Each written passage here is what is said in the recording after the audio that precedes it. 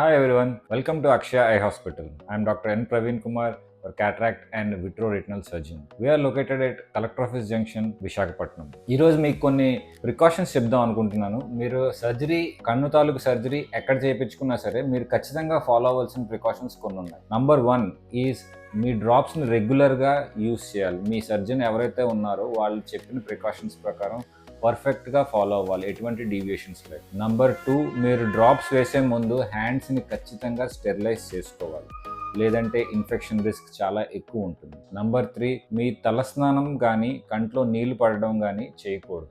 ఒక 1 వీక్ వరకు చాలా జాగ్రత్తగా కంటి లోపల నీళ్లు కానీ దుమ్ము ధూళి కానీ వెళ్లకుండా జాగ్రత్త తీసుకోవాలి. నంబర్ 4, మీరు ఒకవేళ బయటికి వెళ్లాల్సి వస్తే మీకు సర్జరీ తర్వాత ఇచ్చిన కళ్ళద్దాలని ఖచ్చితంగా పెట్టుకొని వెళ్ళండి.